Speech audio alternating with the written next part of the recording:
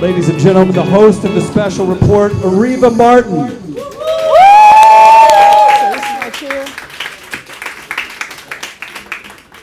All right, hello Detroit.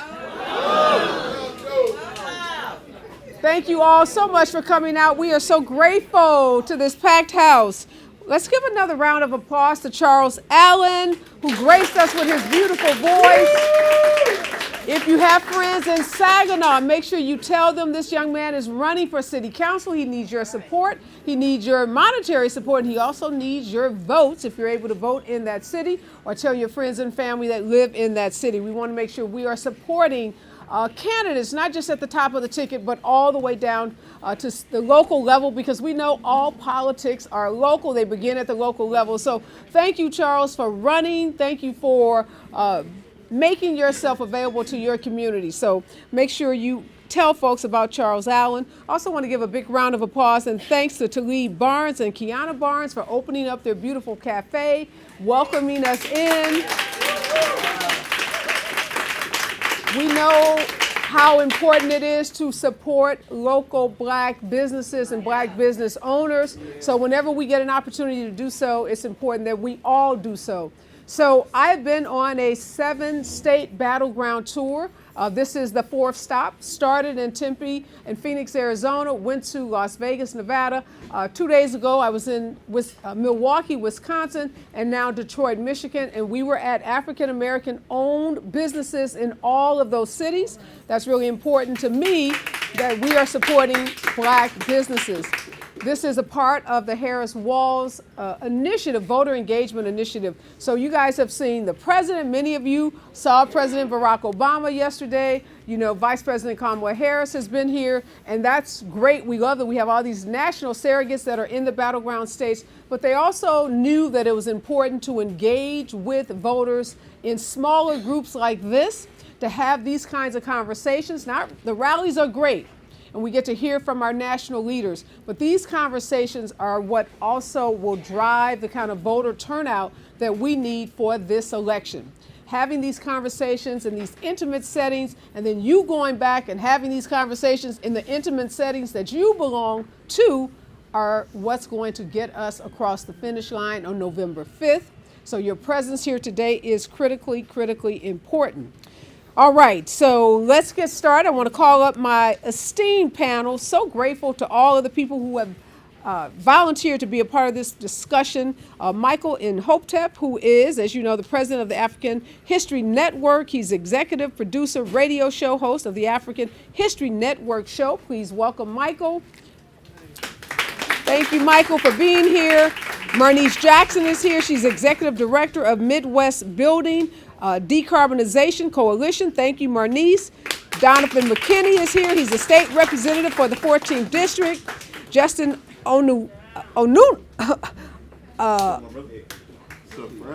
pronounce your name again.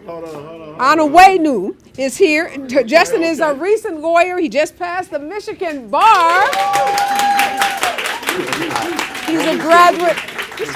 He's a graduate of Columbia University, so we're really proud of him. He's got a new position with the city of Detroit. He's the director of entrepreneurship and economic opportunity.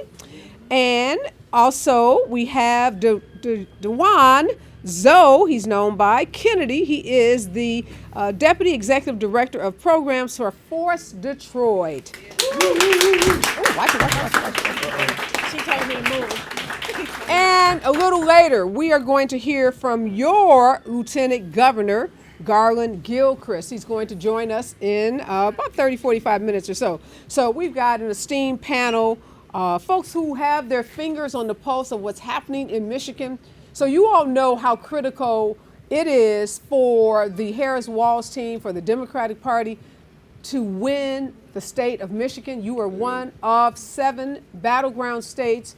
And that's why there's been so much focus. So if you've gotten a lot of mail, if you've gotten a lot of phone calls, you've gotten a lot of knocks on your doors, and you're feeling a little inundated, just know that's because you're so important.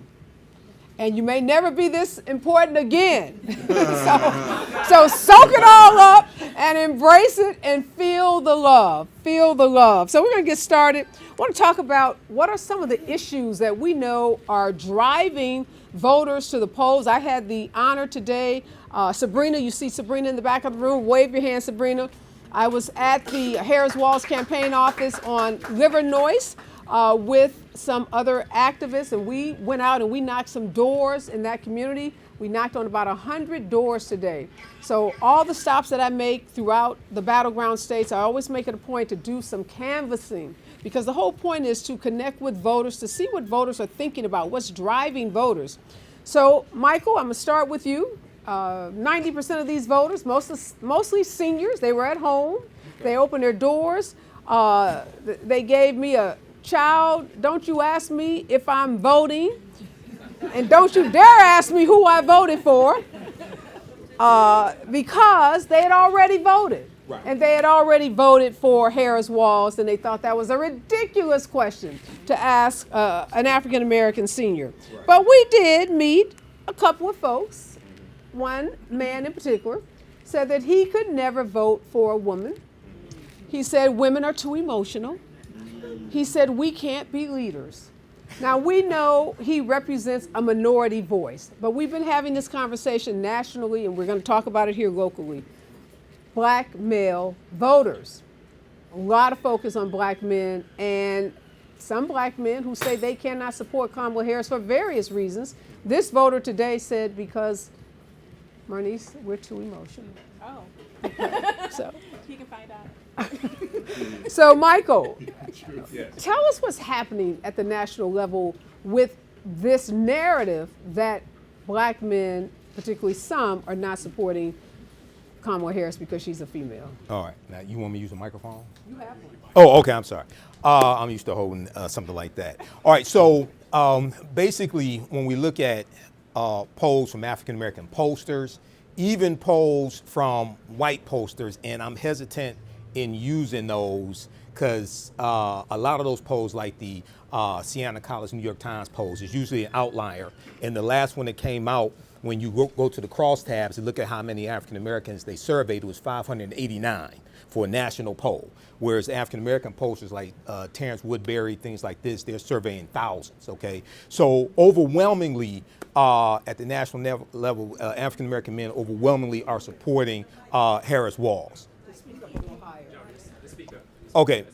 Oh, at the national level, overwhelmingly, African American men are supporting Harris Walls. The Howard University poll that just came out, it put it at like 84%. Okay, you do have some small minorities, different groups of African American men, for instance, say 50 and under, who either haven't decided or are not supporting Harris Walls. And it doesn't mean they're automatically supporting Trump. It means for some of them, they're debating about voting and not voting. It's the debate between voting and the couch, okay? And a lot of that has to do with a disconnect in connecting policy in Washington, D.C. at the national level and how it impacts you on the ground level, okay? So when you talk to African-American pollsters, in focus groups, they talk about how once they share with people what has been accomplished under the Biden-Harris administration, the $1.9 trillion American Rescue Plan that brought us out of COVID, that opened schools back up, had $1,400 plus stimulus checks, more than the stimulus checks from Trump. When you share that with people, fastest growth in African-American owned businesses in 30 years, 60% increase in household net worth, median household net worth for African Americans. Lowest unemployment rate since 1972, April 2023, 4.8% for African Americans. When you share with that what got accomplished and then compare that to Trump, then it clicks. But as long as it's something policy in Washington, D.C., and you're on the ground level, if you don't know how that connects, you think that it doesn't matter whether you vote or not. So Zoe, we tried to do just what Michael talked about. We had our fact sheet. We tried to have a conversation about those facts and to, articulate and enumerate those facts, but it did not resonate with this voter. What are you finding? I know you've been out, your organization has been out talking to voters. What are you finding? And when you lay out the facts the way Michael just did, does it click? It clicks when it touches them. So the American Rescue Plan actually touched our communities. It funded community-based violence intervention. It actually funded us. It allowed me to go out, train, and hire my friends. We reduced violence in my community by 72%, 76%, each quarter averaging 70%. We beat the citywide trend, meaning the citywide trend was the rate of fatal and non-fatal shootings. We had to beat that by 20%. Each time, the shot stopper groups beat that. When we calculated, so fatal shooting costs $1.6 million to when somebody gets shot. That's court, the hospitals, ambulance, law enforcement. A non-fatal shooting is $1.1 million. Within a year, that initiative that was funded by the American Rescue Plan saved the city $129.3 million. Not to mention that the lives that it saved, not to mention the men and women who I've brought on my staff, it has given them a purpose. Not to mention the type of relationships we've been able to go in community and build because we're funded not to go to work and come and do work on the weekends, but we're doing work 24/7 and we're able to fund it. So when I see my brothers, and I come from a working class family, but I found myself in the streets when I was 12 because my father was addicted to cocaine, but he was an educated man. That was just the drug of the day. It was socially acceptable, and it consumed them and a lot of our fathers and mothers. I was born in 81, so I was born before the crack epidemic, but I seen the change while I was coming up when they started putting bars on the windows, and I seen all the Brink signs. I say this to say, a lot of people in the community I'm seeing, they're being miseducated, and we're so fascinated with visuals.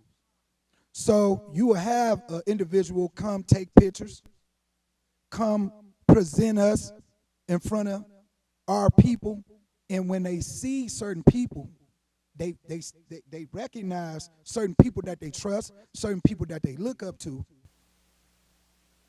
It manipulates them. And I'm seeing this with my people, and I'm explaining this to my people, but they understand it. A lot of people don't know what these administrations have done. Some of these people think that these stimulus checks were something that somebody gave them because they loved them, right? Some of these people are going because it's campaigns, and they getting paid to show up for these campaigns. You never see them coming, dealing with our entertainers or dealing with our culture until it's this time. And it's another thing for our political leaders and our community leaders, right? Everything has to be community driven. That's the only way community gonna benefit. That's the only way community gonna benefit. So, but community has to be engaged consistently, not just during election periods. We have to be educated consistently. What we're doing, we're out to build an ecosystem within our communities to care for our communities. But it should be voter blocks in every community. We should be pushing policy.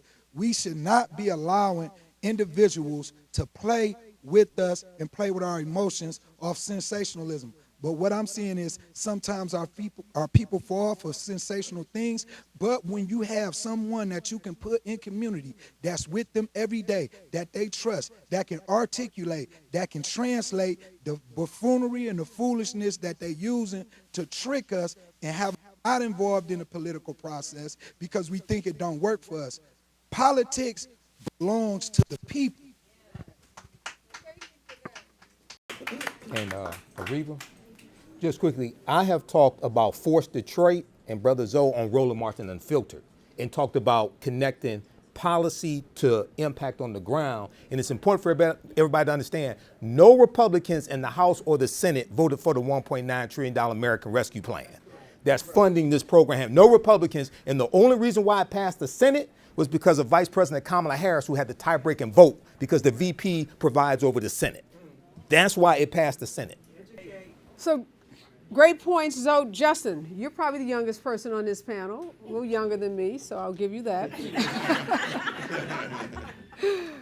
A lot of the men that we hear that are disenchanted with or not voting at all in this election, and Michael said it's not necessarily between the Democrat and the Republican, it's between the couch and any candidate. Tell us what you are hearing from folks who are 25, 26 years old, African American men in particular. Yeah, I think a couple of things. I think number one, people more than the image, more than the theater of politics, they want to know that their life is going to be better than it would have been had someone else been elected. I think people remember and all of a sudden forget that President Trump's leadership helped get us into one of the worst pandemic responses we've ever seen in our nation's history. And globally, we did worse than other nations who had better responses. I think people forget that. We talk about stimulus checks, but we also talk about, the economic situation for folks before the pandemic. I think people forget what the chaos looked like under President Trump. I think people think about, put the theater aside, put Trump's bravado aside, maybe my economic situation would be better under Trump than it would Kamala Harris. And I think we just have to educate people that who you have as president from a leadership perspective matters, whether it be on economic issues, whether it be on your ability to own and buy a home. Kamala Harris has a plan that gives first-time homeowners $25,000 tax credit. So educating people that, it's harder for our generation to buy a home. It's harder for our generation to escape student debt. It's harder for upcoming generations to have, things as simple as voting rights and healthcare rights for women. So I think making sure people are educated on the issue matters. I think our job as people who are educated in politics, educated in the civic process, is to move not just from issues, but to talk about what the point of voting even is. I think people, because of watching President Obama and watching Republicans spend almost a decade stymie his agenda or work to stymie his agenda, I think people have gotten cynical about what the point of voting even is. And I think it's our job to educate people that the point of voting is not to wave a magic wand and say everything is going to get better. You vote today on Tuesday and tomorrow it's going to be better. It's to say that it's a down payment on the possibility of progress is how I think about it. And I think that making sure that young people understand that it's not just one election, it's not just off elections, it's also, not just voting for your school board members, but going to the parent-teacher conferences. It's not just going to the parent-teacher conferences, it's checking up on your kids when they have homework, bringing home. So I think just making sure that people not just think about the issues and the vast differences between the candidates, but to also think about Kamala Harris and think about these candidates when it comes to process. And I think the last thing I'll say is that, I think people admire Trump's is carelessness. He says what he wants, he does what he wants, and that sort of bravado, I think, can be attractive to communities that historically have not had that type of power. I think making sure that people understand that process, that discipline, that putting your mind to it and going through the steps to get there is important, not just for politics. So great, thank you for sharing that. Donovan, I'm also his mentor, so I take credit for that too. Donovan, I was knocking doors in this neighborhood near Livernois, and I'm not sure the name of the neighborhoods that we ended up in, but I saw a vast difference. Some beautiful brick homes, but then we saw some neighborhoods in decline. Yeah. So you can't talk about, this election without talking about the economy, without talking about jobs, without talking about the economic plan that each of the candidates has laid out. And we know that the VP laid out this economic plan, announced on October 14th, just recently, aimed at African American men in particular, men of color, people of color. Opportunity Agenda for Black Men is what it's called. And it talks about 1 million fully forgivable loans up to $20,000. Talks about pathways for more black men becoming educators. Yeah. Talks about addressing the healthcare concerns that many black men have. And it creates opportunities to get into apprenticeships, which I would imagine is really important to a state like Michigan, where union jobs and apprenticeships are so important. How did this plan, how did it land here? For me personally, it landed well, right? Because I'm well versed in the subject. I'm one of the political nerds. I read everything. I try to ingest everything. For my community as a whole, because I have an event coming up this Friday. This Friday, we're doing a barbecue tailgate town hall with black men in particular in my district. Trying to figure out the economics and what they really want to not only hear, but what they desire to see in terms of policy and investment change. And so for me, I sit on the House Appropriations Committee, which is your money committee. The only Detroiter, yes. So I'm the only Detroiter serving on that committee. And let me take a step back real quick to give you guys my background. I am my district right now, Northeast Detroit, so your Persian Osborne neighborhoods over there, but also have the majority of the city of Warren and all of Centerline and Macomb County. So my district, for the people that know, goes from DeQuinder to the west, just east of Hoover, just south of Davison, all the way to 14 Mile. So you remember what happened with the redistricting? So I am the first black ever to represent Macomb County at the state level. I'm also the only black currently serving a majority white district in the state. So let me tell you how important it is and how important representation is, right? Because I knew if I didn't run for this seat, that at the end of the day, somebody that did not look like me, nor care to even interact south of 8 Mile into Detroit, would be in this seat. And so this is me being on appropriations and working with the federal government, because I've been to the Oval Office, working for CVI, getting dollars for affordable housing. How many people know in the state of Michigan, the budget just started, the new fiscal year started October 1, we put over $500 million for affordable housing. But Kamala Harris's plan is to build 300,000 housing units immediately. We are short right now, not only housing, we are short the labor force. And that is very key, because at the end of the day, I mean, how many people remember it was hard to get a trade, right, if you were a black person in America, right? You got to work on the line, but, become a journeyman to make 6 figures was very hard. But now they're opening up the doors like crazy because they need the bodies. How many people know this? We are living through a silver tsunami. Y'all heard about that term? The silver tsunami. That means the baby boomers, 10,000 of them are retiring every single day. The largest generation to ever retire all at one time. And so because of that, a lot of that wealth, a lot of that knowledge, a lot of that history, a lot of those jobs are being vacated. And so who's passing that knowledge down? To our kids and our youth. And we got to get them excited into the trades. How many people know about aerospace and defense? Anybody know about that? So I'm the chair of the Aerospace Defense Caucus for the state.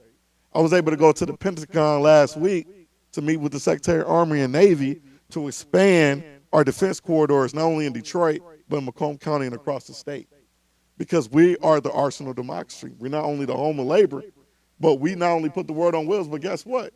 World War II and all these damn wars, it came right here in Michigan. And why not have those investments coming back to our state? How many people heard, and I'm going to pass the mic after this, aerospace, Davis Aerospace, right? The technical school. It's been literally for the past few years, because of what DPS had to go through with the bankruptcy, they moved the school outside of the airport. It used to be located at the city airport. Coleman A Municipal Airport, Young Municipal Airport. What we did in the budget, I got $8 million in the budget to bring that school back. This is the only school in America, high school in America, to have FAA-approved curriculum, to teach kids how to build and break down planes, how to fly them, how to do all the engineering around it. It's a direct feeder into Western Michigan's School of Aviation program, which is the top in the country. Also direct feeder into the Air Force. And so what this school is going to do is provide opportunities for these kids to not only see the world, but make money without having to go to college. How many people know the average starting salary in this industry? Can anybody guess? 75? $140,000. 140. And guess what? Worldwide, we are less than what is it, a tenth of 1% of this industry. So when we talk about building pipelines and building opportunities in the American dream, it all starts with leadership, but more importantly, it starts with these investments, and you need the right people in those offices to pull those levers to ensure that these opportunities are coming to our communities. I want to thank you, Donovan, for this is when we talk about people not having knowledge, they're voting and not necessarily being informed. That's why it's so important. Yeah. I mean, you just shared so much information, so much knowledge about things that are happening right here, and you were able to be in at the Pentagon and to be in the Oval Office because of who sits in the Oval Office. I don't know if you'd have had that invitation. I don't know if you'd been there. You'd gotten that call, but for Joe Biden and Kamala Harris being in that office. So that's why representation, as you said, matters. Bernice, I want to let you jump into this conversation because Donovan also said something important about labor and there being a labor shortage. I don't know how many of you watched Anderson Cooper last night, but he did a special on Michigan, talked to some union workers, and there's an African-American union worker who said his mama, his auntie, his wife, his sister, everybody's beating up on him because he's voting for Donald Trump. But the reason he said he's doing it is because immigrants are coming into Michigan. This is what he said. He said he said he's been off work for a while, and that immigrants are coming into Michigan taking the jobs of union workers. Now, Donovan just said we don't have enough workers in Michigan. No, they said pass it to him. Oh, switch it. Okay.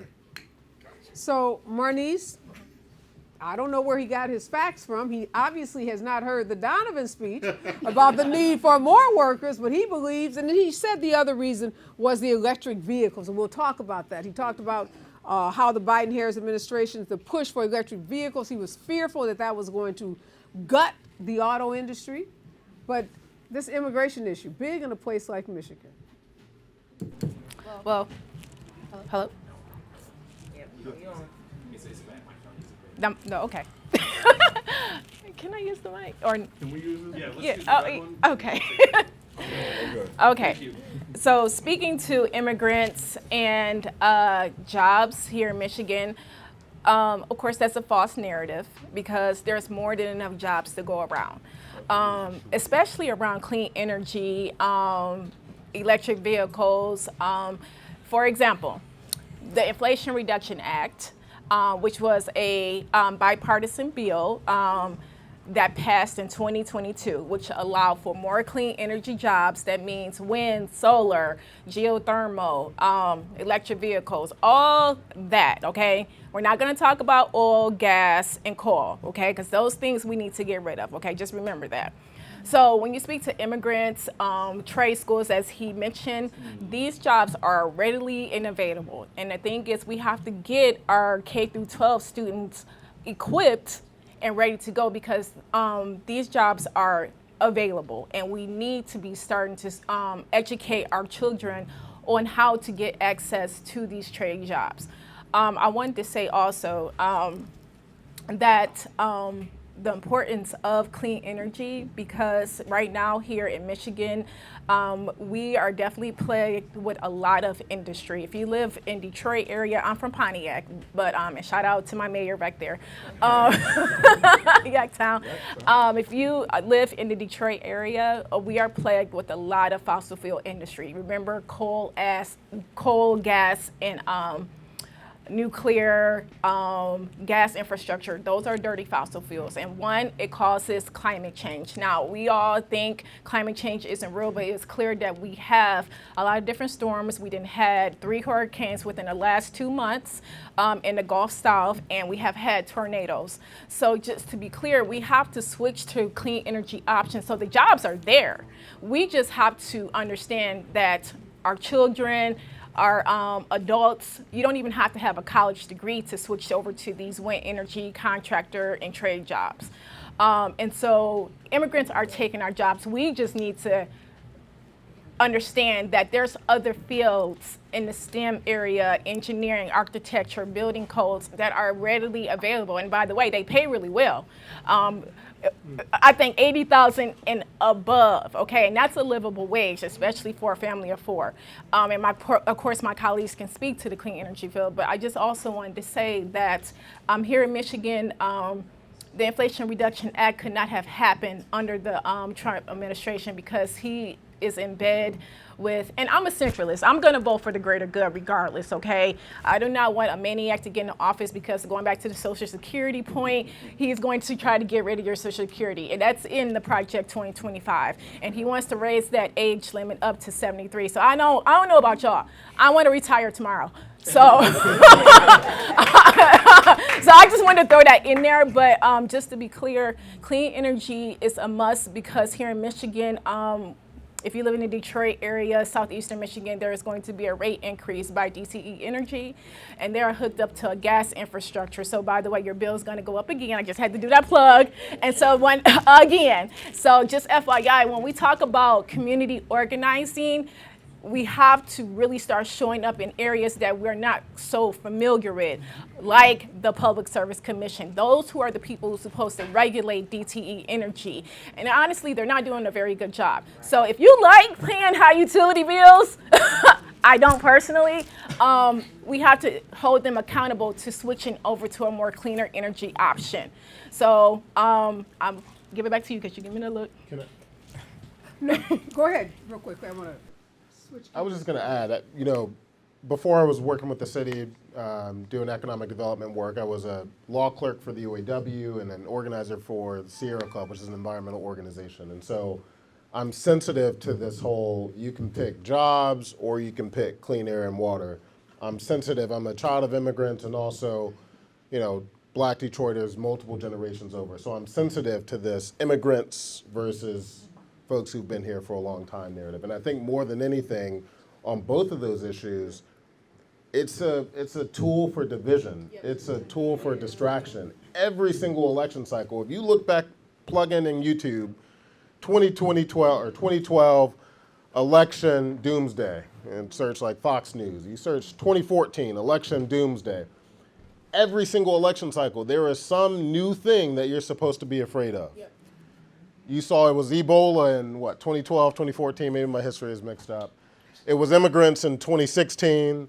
Then it was crime wave that all of a sudden came out of nowhere the last month right before the election. So every single election cycle, there is some new scare tactic to divide people, to make people afraid of their neighbors, to distract people from the fact that, the Trump administration tried to repeal Obamacare, tried to repeal the Affordable Care Act, has plans to gut Social Security and Medicare and Medicaid, doesn't have a plan on housing, on student debt, on education, on childcare. So I think it's important for all of us to just call it out as a distraction. Real quickly, Michael, because I want to shift gears and talk about Detroit voters, but go ahead. Okay, so we talked about this some last night when I was on your show, Areva. I encourage everybody to read a piece from abcnews.com, Migrants Not Taking Jobs from Black Hispanic People, Data Shows. It provides the evidence, okay, number one, because white supremacy pits groups of oppressed people against each other so they can manipulate everybody. This is what's taking place. And if they were taking our jobs, why did Donald Trump kill the strongest border bill in 30 years that was a bipartisan border bill?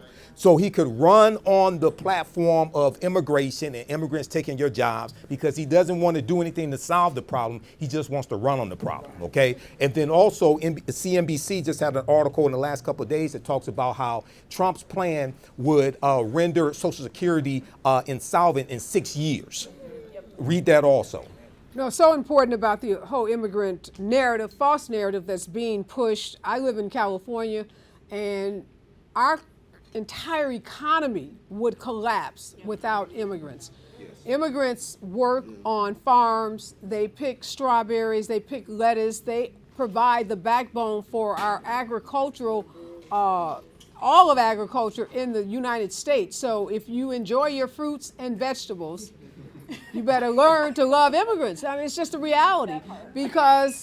And when people say that to me, I say, are you willing to go work on a farm, a strawberry farm, and pick strawberries Can you imagine brothers from the community, white people? The jobs that immigrants have are not the jobs that most African Americans and non-African Americans are going to get. So that's just a false narrative. They add to the economy. They add to the economy. Immigrants. They add to the GDP. They pay taxes. They are very much an integral part of our society. As you said, it's just a way to split voters. So let's not fall into that trap. I do want to ask you this, Donovan. Yeah. Detroit has traditionally lagged the state and even other cities in southeastern Michigan in voter turnout. Yeah. In 2020, the city turnout was 51%, where it was 71% for the state. What are you specifically doing, you and I'll ask others on this panel, to increase voter participation? And is there anything that anyone can do between now and election day? We got about, 13 days before election to make sure that Detroit's turnout mirrors that of the rest of the state? So I don't know how many people know our new voting laws in our state, right? Based off the voter ballot initiative that happened in 2018. So now or was it 2020? So now we have no reason absentee voting, right? And then you can register to vote all the way up until and on election day and still be able to vote. Also, 16, 17-year-olds can pre-register to vote. And people, I got formerly incarcerated folks who come home with felonies who still think they can't vote in this state. Now, that might be true in other states, but here in Michigan, no, you can vote. A lot of folks don't know this. If you are in our county or city jail awaiting trial, you can still vote. So I have in my district, northeast side of Detroit, how many people know about the Mount Ryan Correctional Facilities? It's no longer correctional facilities. One side of it is being used as a holding facility. So now it's the central jail for the city of Detroit. I was literally just in there a week and a half ago, talking to the officers as well as to the people that are locked up, telling them that they have the right to vote and they better vote. How many people understand? Shout out to me the reasons why people don't vote. Just give me a reason. Do anybody know the biggest reason? They don't think it will count. They don't think that it's going to matter. They don't trust voter apathy. They don't think the system works. All of that is a part of it, but the data shows the biggest reason why people don't vote is because nobody has asked them to. That is the bottom line. The responsibility gap. Like, we all see the commercials that ask to go vote, but nobody close to them that they have a personal relationship actually asked them to go vote. The reason how I got involved in public service and community work, because somebody asked me to. They said, we need you to step up as a young black man in your community and have some responsibility. We have to all do our part, asking each other, will you go vote?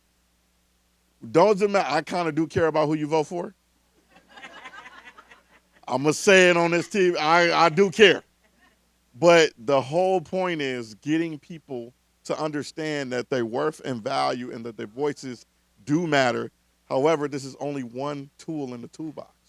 Voting isn't going to solve everything overnight. No, but we're not talking about voting for perfection. We're always looking at voting as a way to address what voting on the local level, we know, your potholes, right? Who picks up your trash? Who controls your school board? All of that matters. And if you care about your schools, yes, all of that. And talking about Social Security, who's in office makes a big difference in terms of those kinds of benefits. I want to go back, though, to what's happening in Detroit and Michigan around voting, because I was told by a pollster that in order for this state to maintain its blue wall, for Kamala Harris and Tim Walz to win, we need to find 50,000 additional votes. So the question here tonight is, how are we going to find those 50,000 votes? Michael, tell you another statistic. Sure. The percentage of Republican voters has steadily increased from 2.1% in 2012, 3.1% in 2016, 5.0% in 2020. Most expect this trend to continue in 2024. Why has the Democratic Party here in Michigan been losing ground to Republicans. What are the party leaders, to your knowledge? What are the party organizers? What are they doing to maintain the Democratic base in the state? Well, one of the reasons why is because, for instance, in 2016, Donald Trump appealed to college uneducated white working class voters, okay, especially here in Michigan. Donald Trump won Michigan by 10,704 votes. He won by 0.2 of a percentage point. And even though the Obama-Biden administration saved the auto industry, saved 1 million jobs, bailed out General Motors and Chrysler, you still had a lot of white people who belong to the UAW, things like that, who voted for Trump. Even though Trump is against unions, even though when the bailout of the auto industry was taking place, Donald Trump said that the government should not bail them out. He said that the auto makers should move their plants to the South where they don't have unions, so that the auto workers would be forced to take whatever they're paid. He doesn't give a damn about unions, okay? But many of them chose race over common sense. And TheAtlantic.com in 2017 had an analysis of the 2016 presidential election, and they said it was the fear of cultural anxiety that drove a lot of white working class college uneducated voters to vote for Trump. It was the fear of the browning of America, the fear that by 2043, white people will no longer be the majority population in the country. And they saw Donald Trump as their last hope. They saw Donald Trump as their savior, as imperfect as he was. And we see that, and so this is why he's running the same playbook now on immigration. He has no policies that are going to make their lives better. But he's saying, I'm going to inflict cruelty on these people over here that he's blaming for your anger and animosity over here. And he says he's going to round them up and deport them. And he's saying he's going to use the 1798 Alien and Sedition Act. That's the same law that was used to put the Japanese into the internment camps in 1942. He's saying he's going to use that to round them up. So they're falling for, when you don't understand history, you fall for these lies and these divisions. Okay, so that's what we're seeing now. So we saw the Teamsters Union did not endorse. Okay, after Biden Harris took $36 billion from the American Rescue Plan to prop up the pensions of unions, especially the Teamster unions. It was about 1 million union members whose pensions were saved because of Biden Harris, about 350,000 Teamster unions. And they're still going to vote for this traitor who don't give a damn about them. That's how ignorant this is. So we gotta educate our people. Don't let these stupid ass people vote for this tyrant and make your life a living hell. Okay? Don't fall for that. Okay? So that's why now Michael Moore, we talked about this on your show last night, Areva. The documentarian Michael Moore, who's from Flint, Michigan, he was on the Rachel Maddow show earlier this week. And he said he's engaged in a movement in Michigan to find 40,000 voters who would not normally vote to get them to vote for Biden Harris. Okay, to make up that ground, as well as to make up the ground for the uncommitted vote as well. Focusing, I didn't see that piece, Michael. Is he focusing on African American voters, or he's regardless of race? It's regardless of race. All right. So good, Michael's doing that. I'm going to ask you, Zoe, what do you see happening around trying to find those voters in our community? Because a lot of those voters are in the black community. Yes. Our organization, we encourage get out to vote. Our organization encourages our community to get out and vote. It has to be continuous and consistent. The reason why some individuals are able to do what they're able to do, because their ideology is the same. So because their ideology is the same, their rewards are the same, their threats are the same, and their egos are the same. Our ideology isn't on point. Our ideology should be based on the rewards and the threats that we are receiving and facing. We're not communicating that to our community. So it's constant with them. It's been constant. And it's funny you talked about clean energy. Another thing, like with the CVI stuff, we're not just we don't just intervene in conflicts and violence. We introduce people to direct services. So even talking to an individual, you're talking about all this land in Detroit and understanding that they're going to create these solar farms, industries that we should be preparing ourselves for. No one's coming to educate us properly. No one's coming in those communities like that. No one's investing in the organizations that had the relationships with the community. Those other individuals, or Republicans, Democrats, but Republicans, they have constant propaganda, constant conversations. They're obsessed with maintaining whatever they have. We are not. We don't look at we don't give our people the proper doctrine. And I know that because I was a young black man and no one came to me. No one made voting, if it means something, it need to mean something every day. Voting, if it means something, you need to be raising your kids and talking about it. You need to let your kids know they should be ashamed of themselves if they don't do it because it's their legacy. You'll be happy to know some of the I want to say doors, something. some of the doors we knocked on today. Some mothers told us that if their kids didn't vote, they couldn't come back to the house. They said there would be no food, and there would be no shelter. So there are some parents out there doing exactly what you're talking about. And like you have individuals, you get canceled for nonsense. You get shamed. We shame our family members. We shame our friends for nothing, for nonsense. This is real. I'm an individual. I served 15 years in prison. I got out, did not know I could vote. A community organization came and got me, a nonprofit, Force Detroit, People's Action. They came and got me. I read while I was in prison, but I read about history. I didn't read about politics, but they came and got me. And they told me, like, man, you should run for a community advisory council member. I'm like, I can't get elected. I've been convicted of a homicide and a drug conspiracy. I could never be redeemed. I've been invited to the White House. I've been invited to the White House 3 times. They only let me in once. Yeah, but what I'm saying, I got in there, though. yeah, but I don't care to be in there. Listen though, that wasn't nothing but that wasn't nothing but PR. I don't care to be in there. Walking up in there didn't do nothing but give me a picture to show my mama, right? What made sense to me was being at the policy conference. What made sense to me is having relationships with city council, being able to express what my community going through. What made sense to me was being able to articulate what we need a part of that bill, 4606, 4605 public safety bill.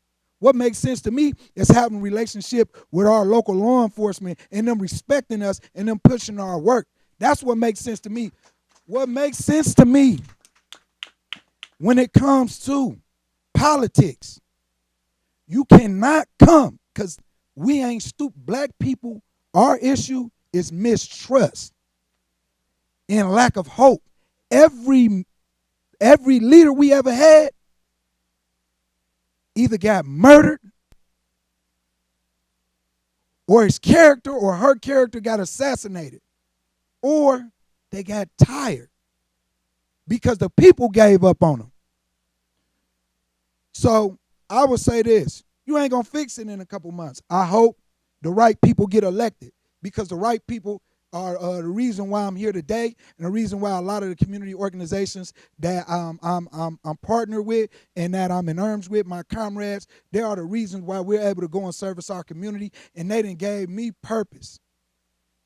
They done gave me purpose.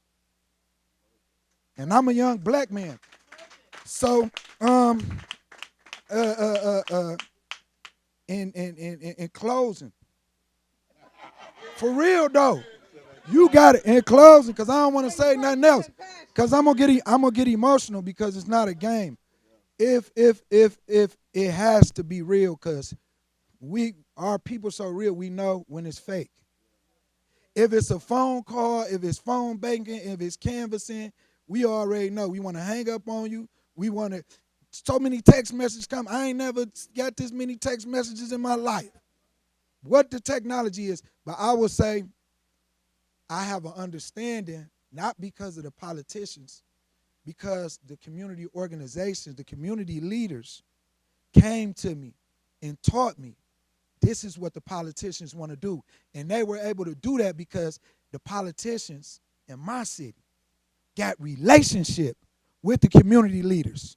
And we support our politicians because our politicians support us. We support our law enforcement because our law enforcement support us. All right, Zoe. All right, our other guest has entered the room.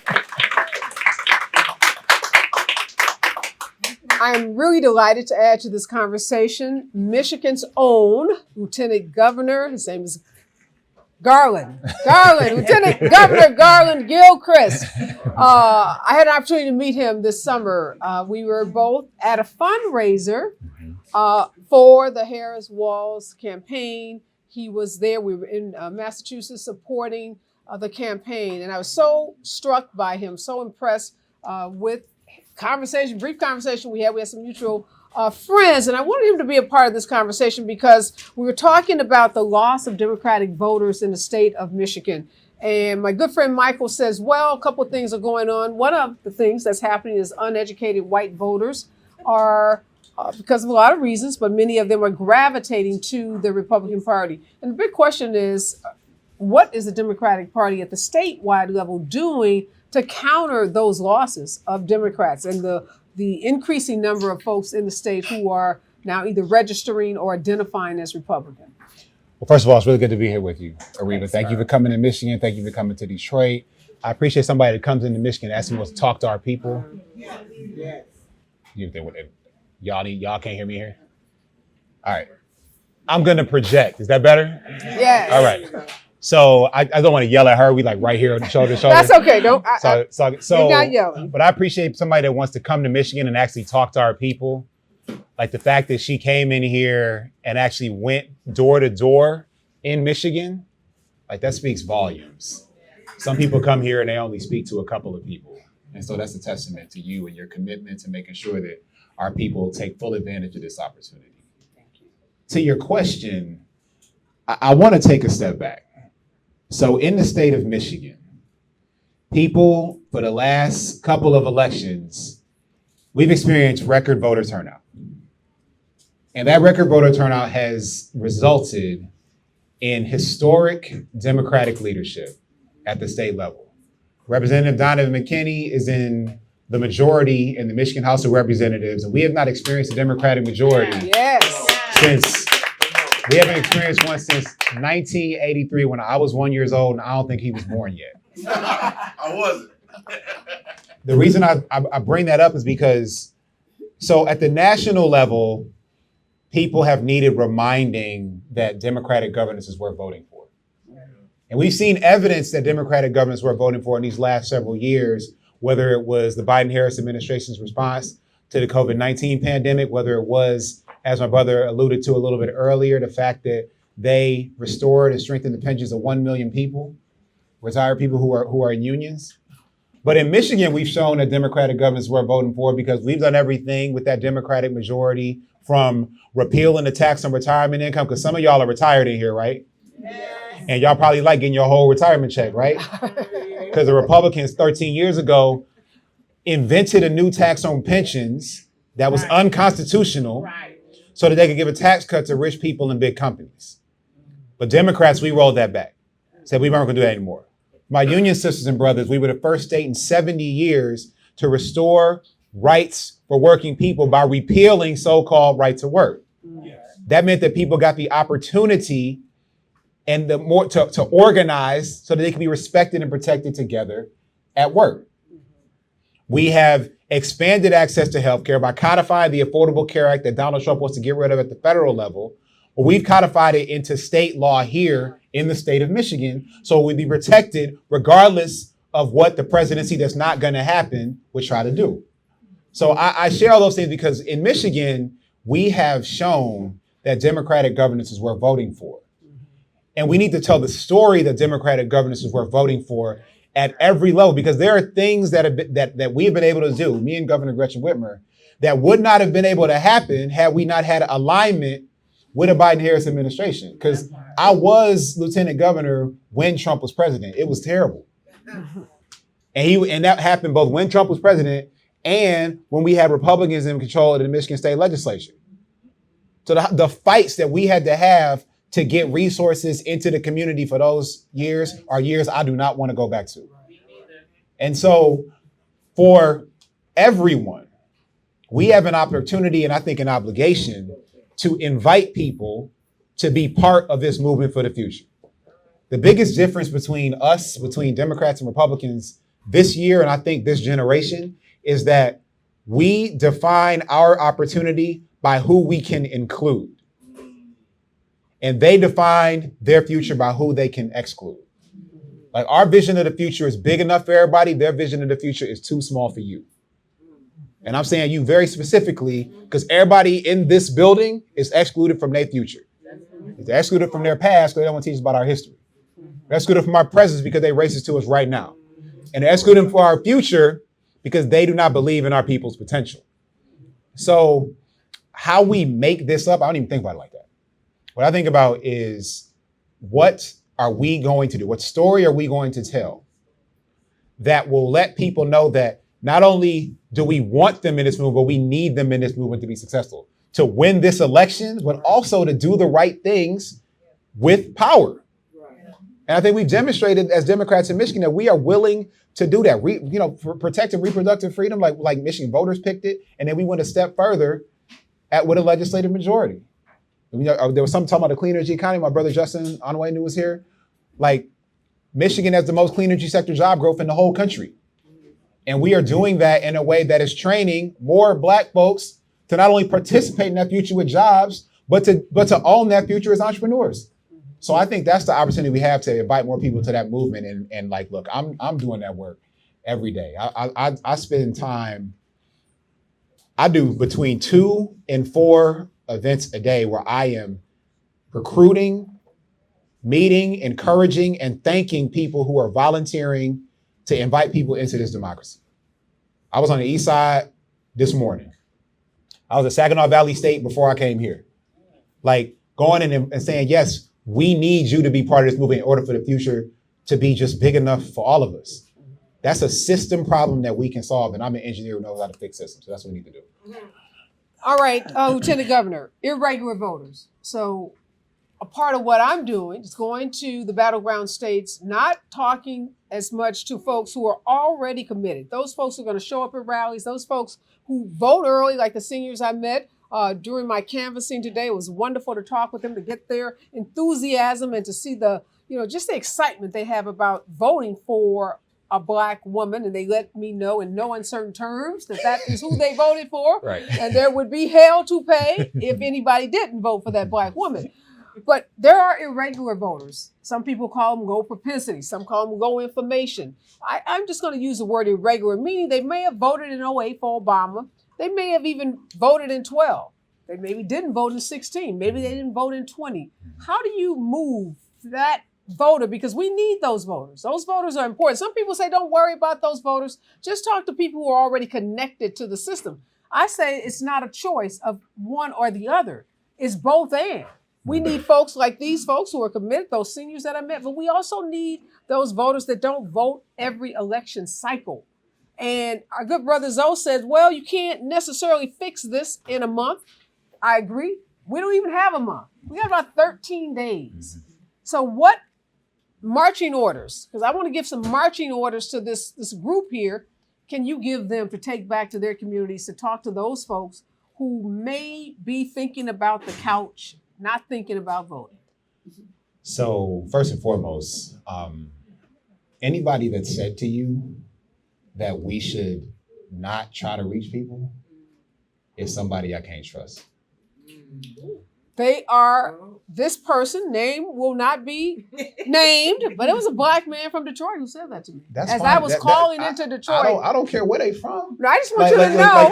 But this is why I say that. I want you to know he's one of yours. I say that because Maybe voted they for you. might. That's I appreciate that. But what I'm saying is, look, I started my career as an engineer, and I quit a good job at Microsoft to go be a community organizer. Okay, and what I learned in that training and in that opportunity was that a strategy to build power that excludes people is not a strategy to build all the power that we need. And so our goal is full participation from our community. And we recognize that there are people who, for reasons of circumstance, by affirmative choice, may not have participated. In order to get them to participate, it's not complicated. We got to go see them. We got to go talk to them. And so that's what's like why I'm spending my time, right now, doing that 2-4 times a day, encouraging people to do it, is because everybody is one conversation away from voting, or one conversation away from voting the right way. And so I think that our opportunity is to recruit and, again, invite, I use that word very intentionally, invite enough people to step up and be the person to have that conversation, because every person is not the right person to have a conversation with that person who hasn't voted. Like I think I'm a decent messenger, but I'm not the most effective messenger for every single person. Right. But I do believe that I can maybe recruit somebody who can talk to somebody who can encourage somebody to reach that person that I can't reach. But that whole chain of events starts with me participating. And so I think for those of us who are deeply engaged, we need more from you, because everybody ain't voting yet. So we obviously aren't doing enough. And so I think we have, again, every day, every moment is an opportunity for us to step up and to step in. And I don't think you get people to vote. Look, I don't think you get people to vote by being mad at them. I don't think that works. Look, I got 3 kids. No matter how mad I am at them, that does not mean that they're gonna wash the dishes. It don't mean that. There has to be another way for me to get them to wash the dishes. Similarly, if somebody like the brother Jesse I met on the west side of Detroit when I was canvassing with my wife and my 5-year-old 2 Sundays ago, who I saw him and he told me that he hasn't voted since 2016 because he voted in 2016. I voted for her. She won, but she lost. So that meant that the system didn't make no sense because electoral college, my vote don't matter. I had a choice to react to that. I could be, man, what's wrong with you, man? How come you didn't vote again after that? Just because the person you voted for lost, you vote again? I could have been mad at him. But I don't think that would have worked. So instead, what I said was, all right, I get that. That's frustrating. We have a whole conversation about the electoral college, whether it makes sense, the history of it, whether we still need it, what it would take to change it. I'm here for that conversation. Right. But instead, what I thought was, all right, well, look, in 2016, when you voted, we lost the state of Michigan. 10,741 votes. You said 741. And that is 2 votes per precinct in Michigan. That meant that him and one other person who didn't vote in every precinct in Michigan adds up to that number. So I said, all right, well, look, in 2020, when we voted in record numbers, more people voted in the presidential election than ever voted in the history of the state of Michigan in 2020, and we won Michigan and won electoral college. But in order for us to win Michigan and win electoral college 24, I need you. I need you. I'm not admonishing you because you didn't vote before. I'm encouraging you to vote today. Vote now. And I think that kind of energy, that's the kind of energy we have to bring to these conversations. What did he say? He was like, all right, okay, look, okay, I'll take a look at it. but here's the thing. So, but he went from a person who had a 0% chance of voting. Right. 0. He was not going to vote. He like 65% now. But the reason that he got from 0 to 65, because somebody went and talked to him. Now, it happened to be me and my adorable 5-year-old. Okay, It's probably her. She's really convincing. So it's probably a 5-year-old. But again, so how many more people are there like that?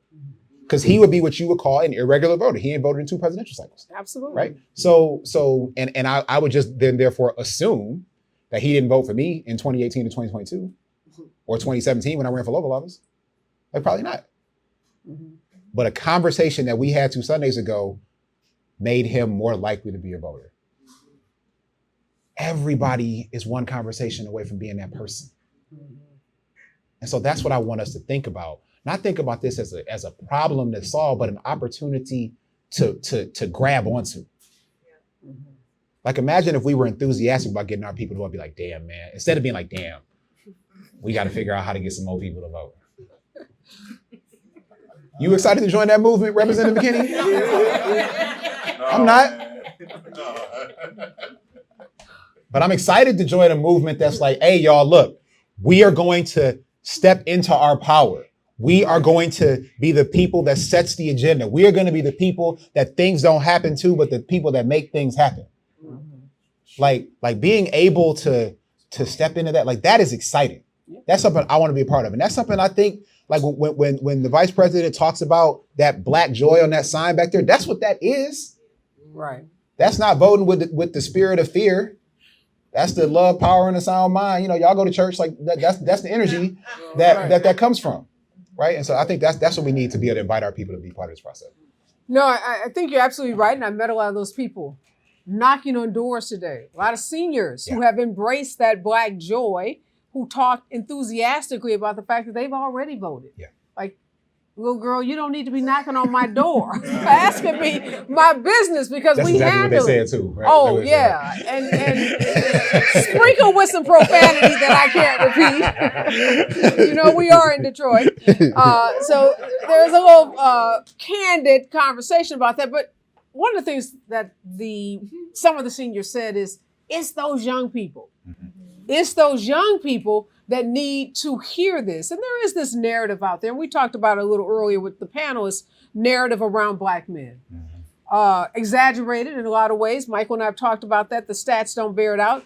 After black women, black men are the most loyal democratic voting base that there is. So when all is said and done, we look back and see who voted for Democrats. It's usually black women first, and then it's black men. Yeah. But in this election cycle, somehow there's been some noise, a lot of noise. And we don't want to discount it because it is. I've met some of those. I met some of those in door knocking today.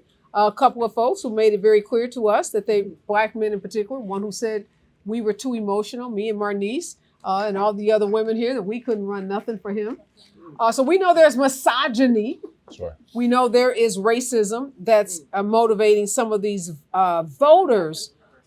What do you make of this narrative around young black men, many who are upset about Obama, didn't like his recent speech that he gave? Some thought he was, pandering. Some thought he was critiquing black men and not allowing for black men not to be monolithic, to vote for whomever they choose. What are you hearing on the ground from younger black men, those that may not be on board with the Democratic Party, and then what are you saying to them?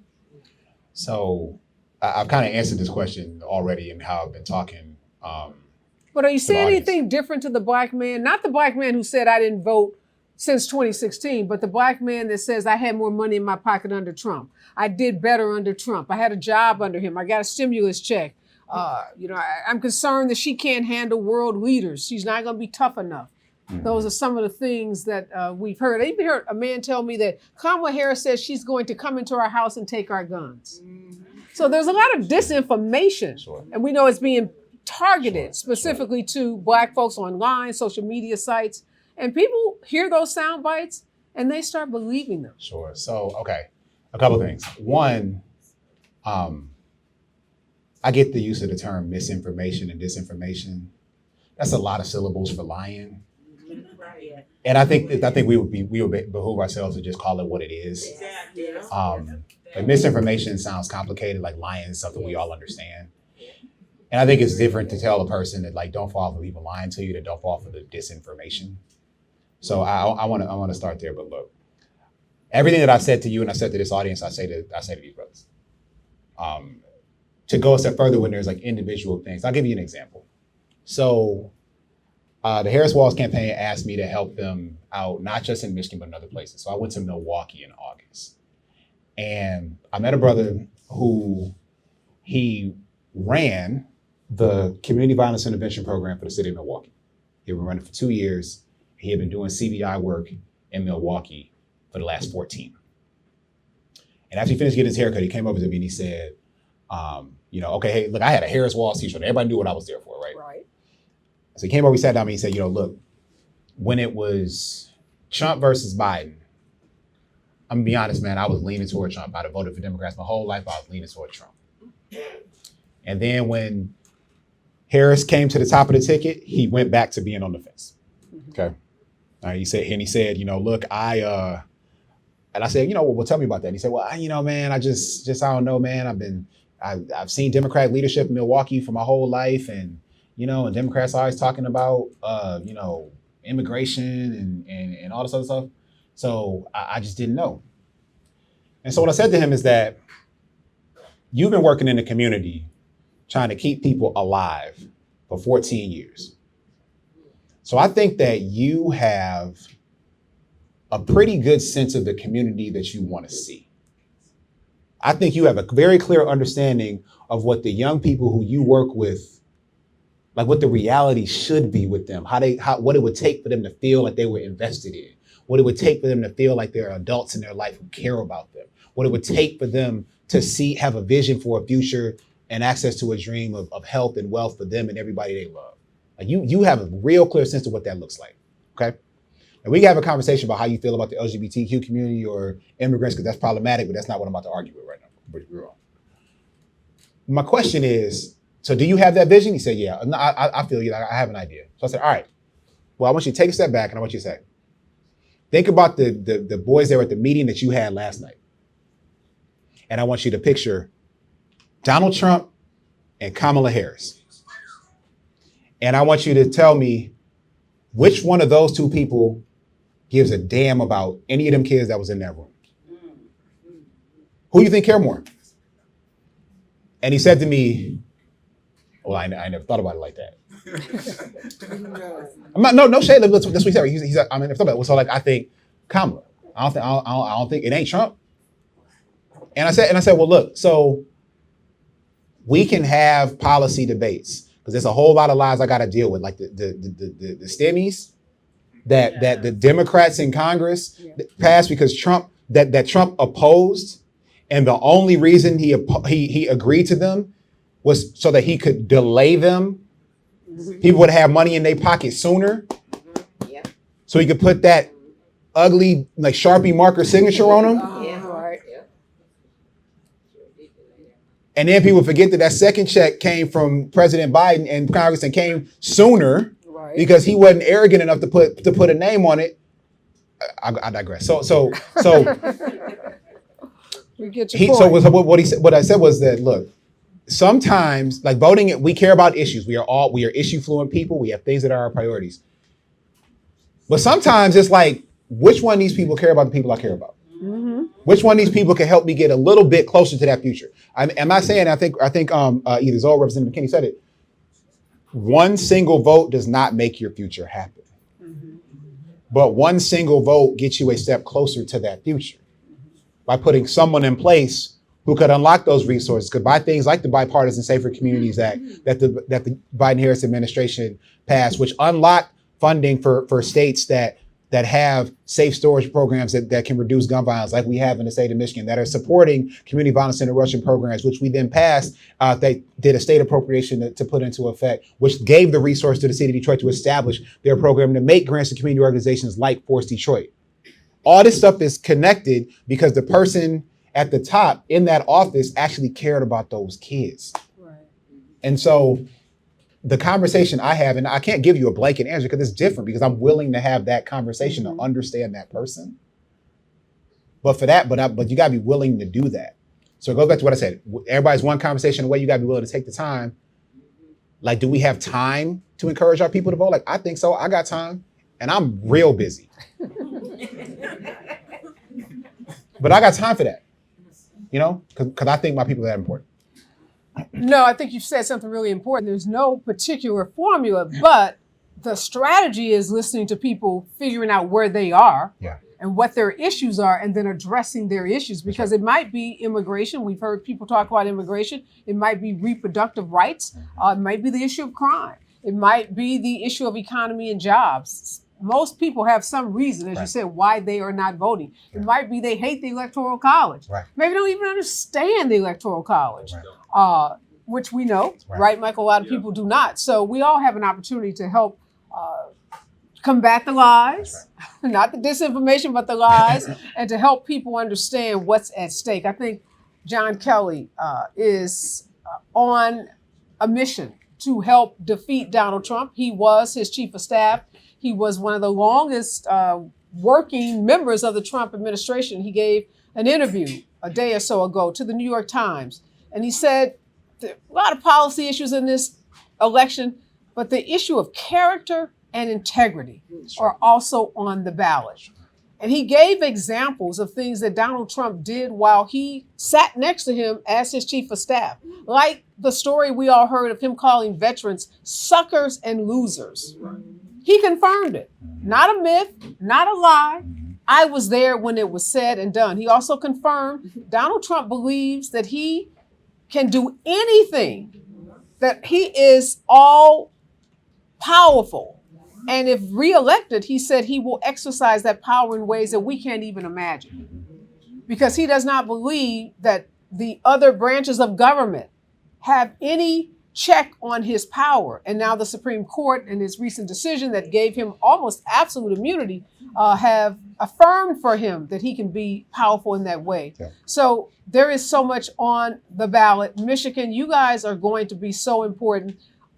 I live in California, 44 million people. I live in Los Angeles County, 11 million people. And our 44 million people are not nearly as important as each and every one of you. We are going to vote. We're going to vote blue. We're going to vote for Democrats up and down the ticket.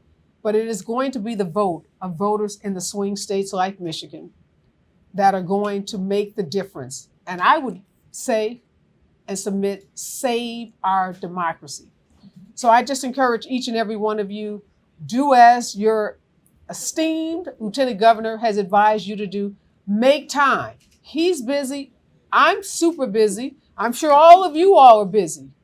But we're not too busy to have a conversation that can change the trajectory of this country and ensure a better future for each and every one of our children, our family members, and our community. Thank you, Detroit. You've been phenomenal. Thank you, Lieutenant Governor.